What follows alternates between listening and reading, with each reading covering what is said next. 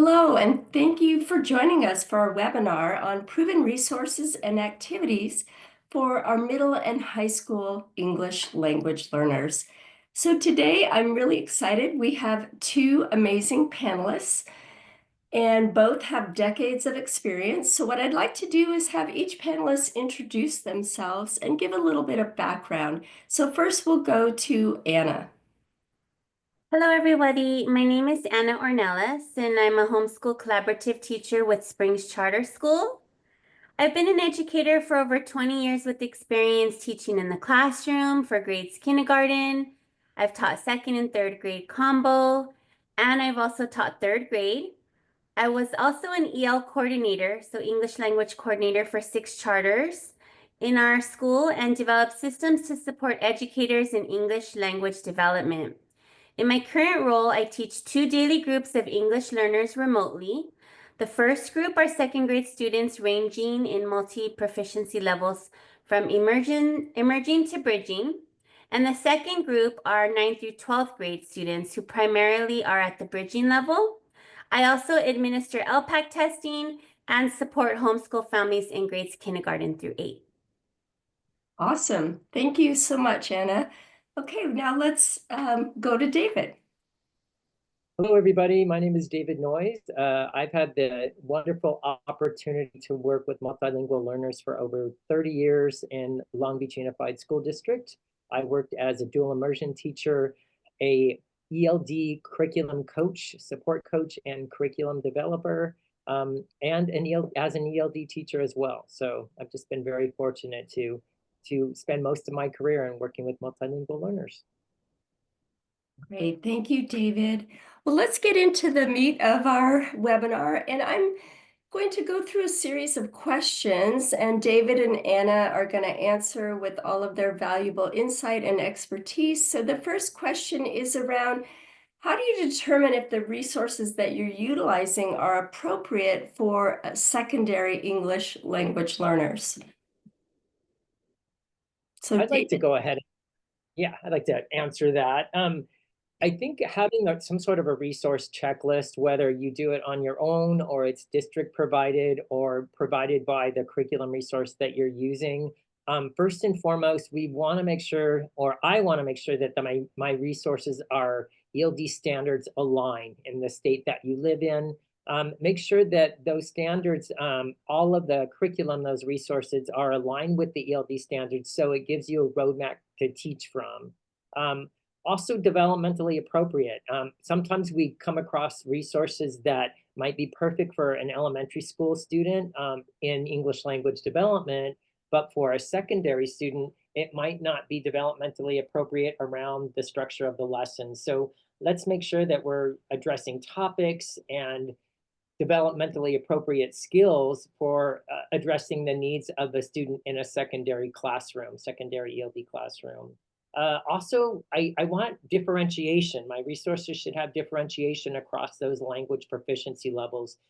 We don't always have the optimal opportunity in an ELD classroom to have just a single language proficiency represented. Many times my students were of multiple proficiency levels. So it's helpful to know how to teach to all of those different proficiency levels and how to do it, maximize that time with the resources that you have. Lastly, teacher friendly. I want to make sure that my resources have everything that I need in one resource, meaning are my picture cards, are my attached? Do I have all of the differentiation that is provided? Is there collaboration? Are they giving me ideas for grouping and making sure that my students are collaborating around that language skill or function? And are all 4 domains represented? So am I infusing listening, reading, speaking, and writing within those language skills and functions? And is it offered up through that resource? Fantastic. Thank you. Thank you so much, David. Anna, from your perspective, we'd love to hear from you too. Yes, these are all great ideas to get started when planning lessons and utilizing various resources. I also, I use several different resources to address my students. In the classroom, it was a little bit more manageable because I could do, pulling resources to work in different groups and address each of the students' needs in, the various levels. But now working remotely, I have to kind of change things up a little bit. I have to be more intentional to what resources I'm using because, especially in the high school level, students are just not that engaged. I work with students in grades 9 through 12. So when I am looking for resources and planning out my lessons, I have to grab things that will engage my students. So we do a lot of hands-on activities to where I'm asking a lot of questions. I use, different programs, different games, different online resources that would engage the students to, kind of be a little bit more able to communicate and to engage in the lessons.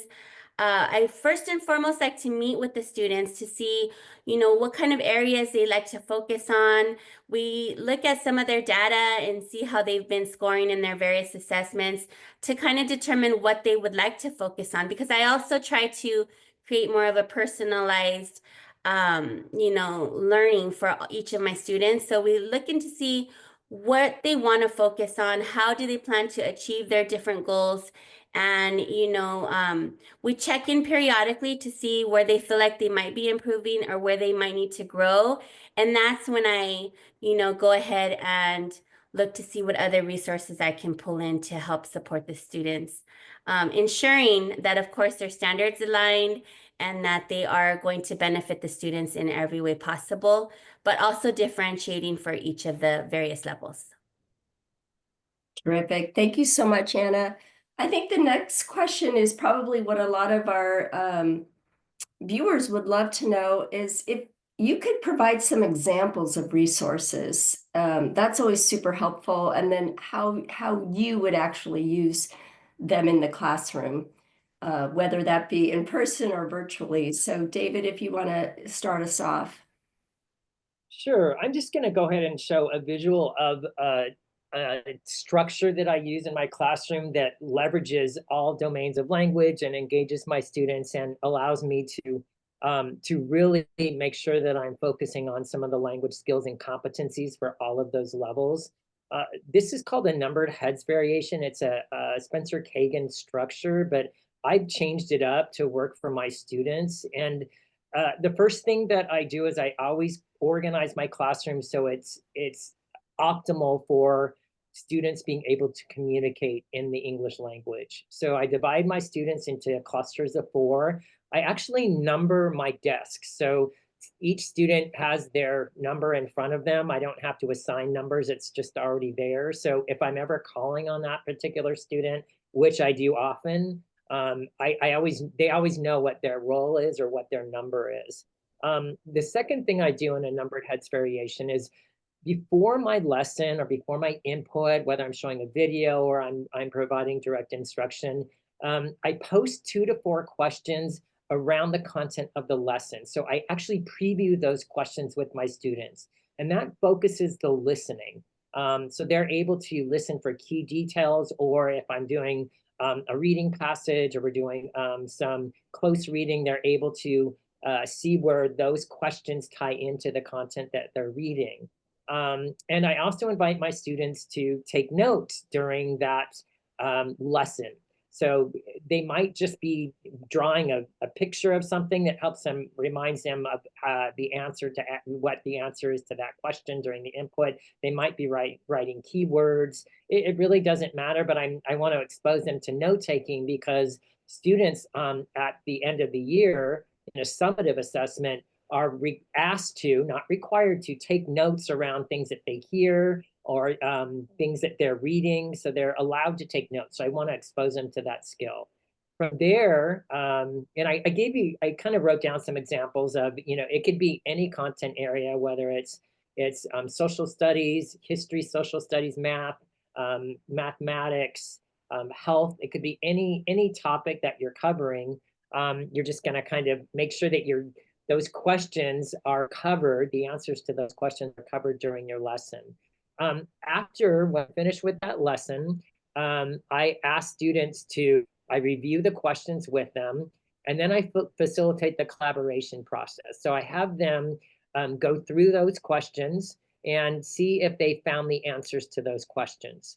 The next step, step number 4, I actually read that first question and ask them to put their heads together and come up with the answer. So if person number 1 has the answer and I am calling on person number 3, you want to make sure that every student has the answer to that question, because person number 3 is going to be representing that student's team, all the 3s in each of those groups. Sometimes I roll a die because it just, that probability thing, like it gets the kids excited and, it kind of adds a little bit of energy to the classroom.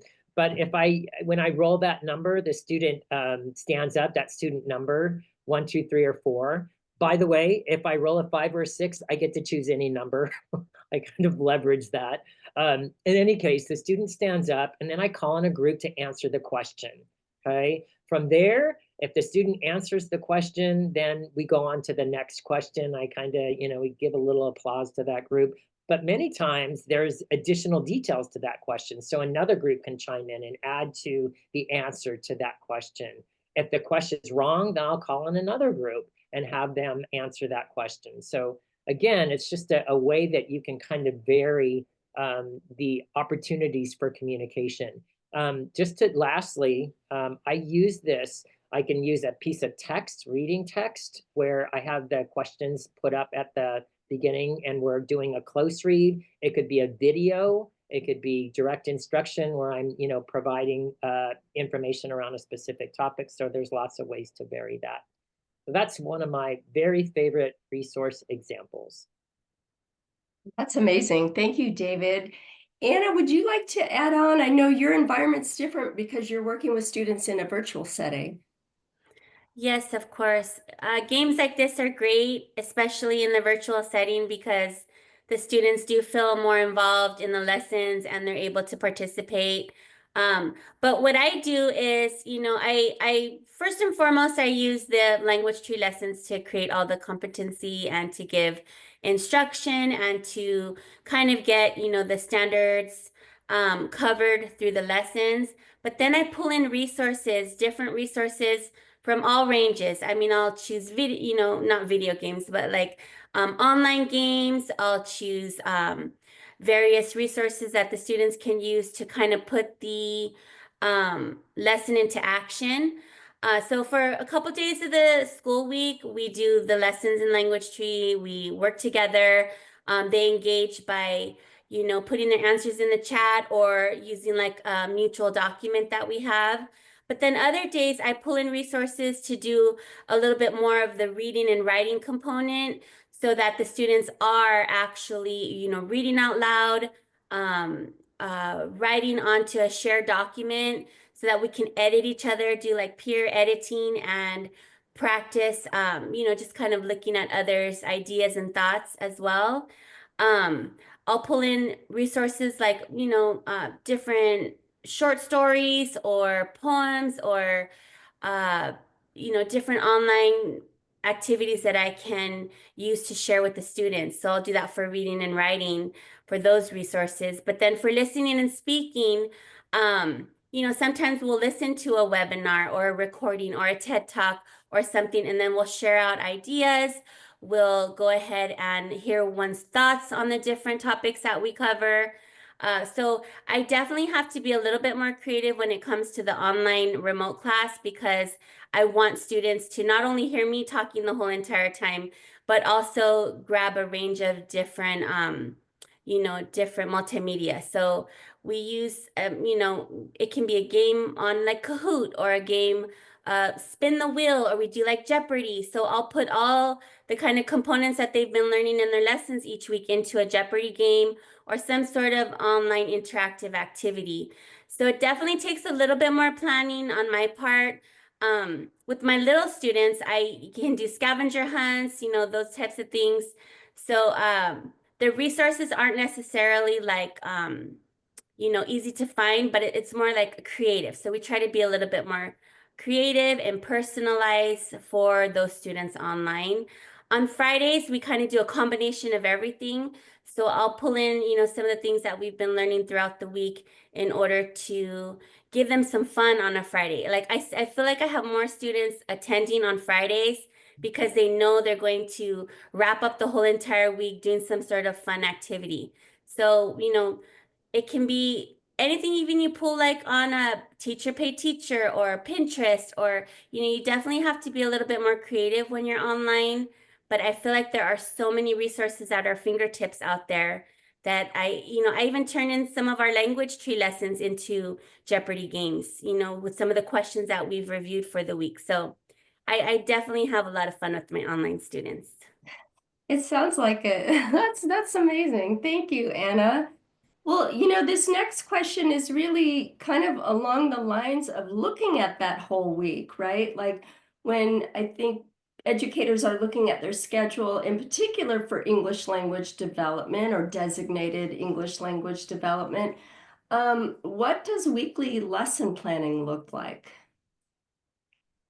I'll go ahead and answer that question. I have a visual, and in a perfect world, this is this beautiful, arrangement of activities. It just looks perfect, and everything is arranged into a single class period. Well, in the real world of teaching, it doesn't work out that way. But I always use an online kind of planning opportunity so I can change things up. So this is what for me, a typical week would look like. You'll notice that it's a 4-day week, and that's because I'm 99.9% of the time I don't get through everything that I want to get through. So I always leave Friday as some cushion to finish up what I wasn't able to complete. But what I want to point out is how I structure kind of my classroom week or each day. I always begin with some sort of team building or class building opportunity. And that's only about 10 minutes, 5 to 10 minutes of my classroom period. And I try and engage the students in some sort of activity. Here I'm talking about something called a cooperative team frame, which provides them with opportunities to share information about themselves and put it on a visual frame. Uh, However, sometimes I'll just pull in a short video and have them watch that and talk about the content of the video. And it's usually around a topic that is particularly engaging. Sometimes I'll pull in a word search and see how quickly they can find words together in 5 minutes. And then we'll kind of go through the word search together, just anything to get them collaborating. From there, I introduced the lesson. So I did a whole unit on the Amazon rainforest. So I look at different ways that I'm going to introduce that input to my students through all 4 domains of language. So I usually start out with a clip around the Amazon rainforest, a short clip, 5 to 7 minutes. From there, we're listening and viewing. We're starting and stopping the video. We're pulling key information out of what we're hearing and seeing on the video. From there, as one of my favorite structures is numbered heads together. I have my list of numbered heads together questions, and then I kind of go back and we answer those questions at the end of the class period. On another day, I go into that team building for 5 to 10 minutes, and from there, I want to pull in I want to review maybe a little bit of the video we watched, and then I want to bring into some reading, some close reading material. So I have some close reading around the Amazon rainforest, and it's not a 20-page article. It's fairly exhaustive, so it's just a piece of text. But what we're doing is I read the text with the students. Then I have the students kind of go through the text with their groups. I teach highlighting, how to highlight key information. So they're looking for key pieces of information. From there, I move into a check for understanding. I provide them with a list of written multiple choice questions and see if they can do some text tapping and answer those multiple choice questions. They could either be doing it in pairs, as a group, or individually. It just kind of depends on, how I want to engage the students. Let's say on the 3rd day, I want to keep with that topic around the Amazon rainforest, and I want to expand it into environmental conservation.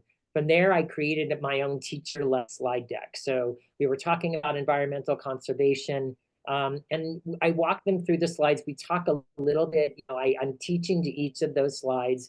And from there, I walk them through, we go back into those slides and I have them summarize what the teaching was. What did you hear me talking about? What were the main points? And that, from there, I do a shared writing experience. I do a writing summary with the students.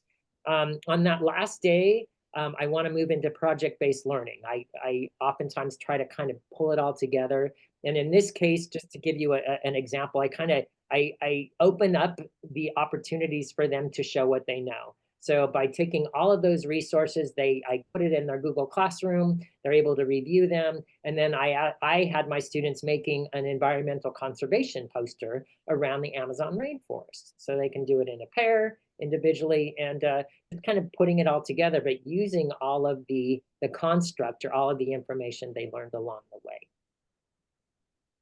Thank you, David. Yeah, that's really nice. It reminds me kind of how you bring it all together at the end of the week, similar to what Anna was saying earlier. So that seems like a really nice approach.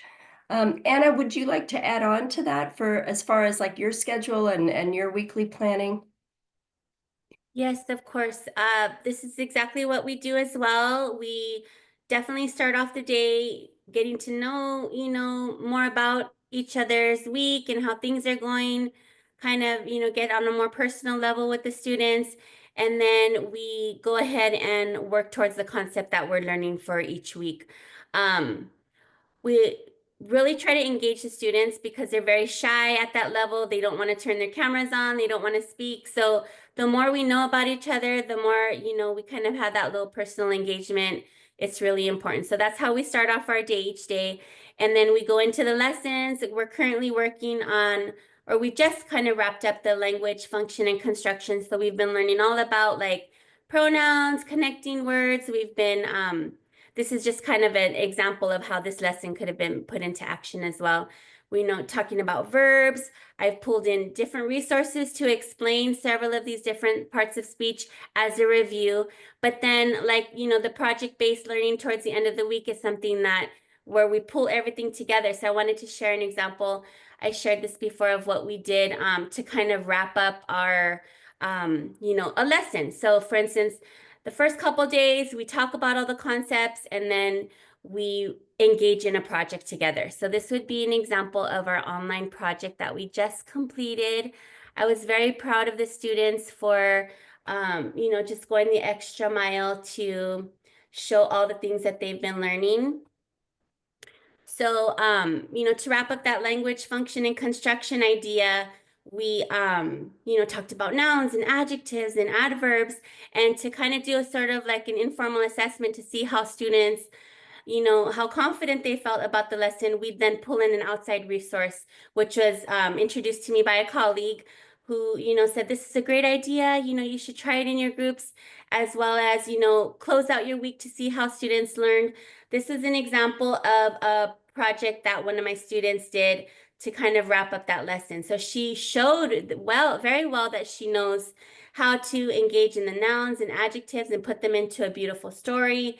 Not only at that higher level, adding like similes and metaphors, as well as, hyperboles. It was kind of fun for the students to not only have to think of a hyperbole or, be a little bit more creative, but then to read it out loud. So we're reading, we're writing, we're engaging, and we're showing that we understood all of those lessons that we learned. So something like this is just a shared document. I open up a, Google slide deck and I have each student take their own page. So, there were other students that were struggling and didn't really understand the lesson and didn't do so well with their story. So that's when the rest of us came in and said, okay, you focus on writing the story. I'll help you, add in some extra hyperboles or similes.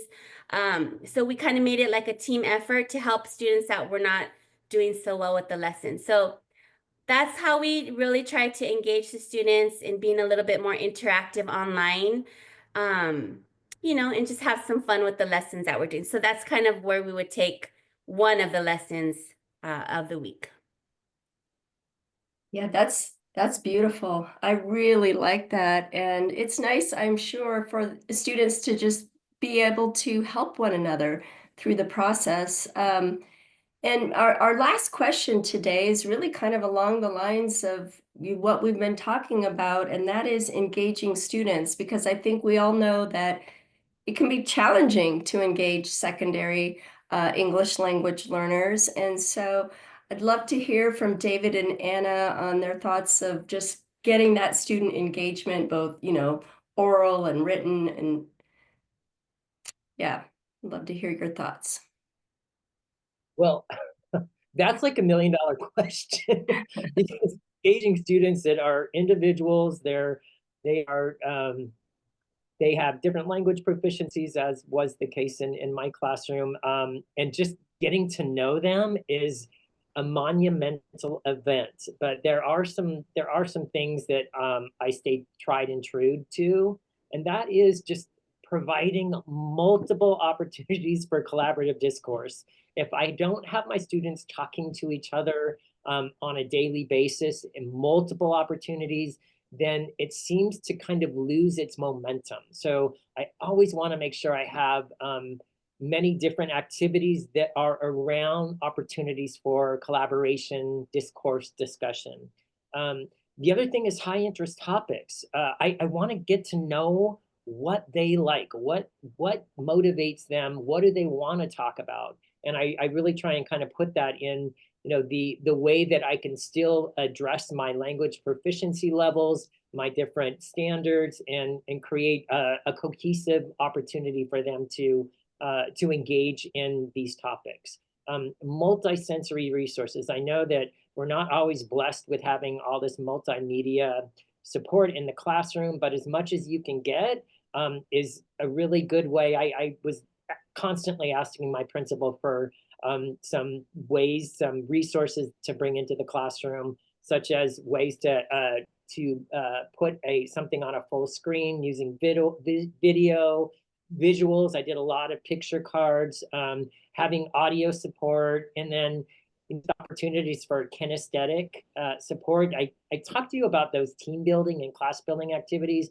I had my students work together to build a bridge made out of Legos one time, but I had a list of specific structural rules that went along with it. And I got to tell you, the language was through the roof, like hearing them communicate with one another. And so just again, providing opportunities for some kinesthetic activity that really create a petri dish for growing language. Oftentimes I give my students an outline of this is what we're covering today. These are, you might call them your learning targets, but just letting them know, when you walk out of the room today, it's my job to make sure you know these things or that you have been exposed to these skills and you get to hold me to it. And then lastly, I really try and engage all the domains of language as much as possible. If in a single lesson, I would like to engage 2 to 4 of the domains, language domains, because they complement one another. And through the week, hitting all 4 domains of language. I think that's a really good rule of thumb. I like that idea a lot. Anna, what would you like to add? Student engagement is very important to me, especially getting to know the students on a personal level. I feel like when you get to know them and you know what types of things interest them, and provide a caring community for them, they're more likely to engage with you. So we really start off by getting to know each other, providing a safe space for them to be able to express themselves, be able to speak freely and not judge one another. So when I have that kind of buy-in, we definitely start by using our mastery. We have something in Springs Charter School called our mastery learning wheel. And by that, we start off by setting our goals together, which is something that we do several times throughout the year. And then we make a plan of how we're going to help them achieve those goals. We do a lot of different activities to reflect, learn, and try different things that would help them with the different domains in every different area. And then after they're feeling confident in what they're learning, we then celebrate. So we try to do that on a very regular basis. And then, I do have them engaging in different things by helping them feel successful in all the different activities that they work in. So That's one way to engage them, just by making sure that they feel involved in your classroom, even remotely. Um, and then we use several different resources. So I was talking earlier about how, several days a week we work with the actual lessons in Language Tree, but then we kind of go off into our own, little zone of doing different activities for reading and writing. So with those, of course, we provide articles, we provide opportunities for writing. Like I might pull up a calendar of different topics and ideas that they can write about. Um, and then we have shared documents again where they can share that with me and we can edit, peer review, that kind of thing. But then for like listening and speaking, part of what we do for that is like I might pull out some photos, like different writing prompt photos, not necessarily for them to write, but for them to speak. So there was a time where we had a picture of a girl standing on a train track and she had a suitcase in her hand. And so we analyze the picture, we look at all the surrounding. Is there anybody else in the picture? What's going on? What could she be thinking? She was dressed in a really fancy dress. So some students thought maybe she might be running away from home. So that sparked up a conversation. Others thought she was doing a photo shoot and that she was posing for like a very special photo shoot. Maybe she was turning 21 or something like that. So just by looking at a picture and analyzing it, we have a conversation going. We're sparking ideas. The students are collaborating on their thoughts. And then other students might say, oh yeah, I never thought about that. She could be doing a photo shoot. She's wearing a pretty dress. Maybe she's not running away from home. And so then I just really, kind of dive in and say, no, you could write a whole story about this, about a girl who's, turning 21 and she's doing a special photo shoot. So we try to engage the students by getting them involved and getting to know their thoughts. So, they're listening to each other, they're speaking, they're excited, they're sharing ideas. So when we do, using all those different sorts of visuals, the students really do feel engaged and excited about the learning. Thank you so much. Gosh, I think both Anna and David are chock full of so many amazing ideas and examples, and I'm hoping you felt this was beneficial for you. So thank you for joining us. And if you are looking for a thought partner, feel free to reach out to David, David Noyes or D Noyes at Language Tree Online. If you're looking for standards aligned curriculum specifically for secondary students, you can reach out to your Language Tree representative or just email info@languagetreeonline.com. And lastly, once you leave the webinar, you're going to get a pop-up of a survey link, and we would really appreciate your feedback. So again, thank you for your time. Have a great rest of your day. Thank you, everybody.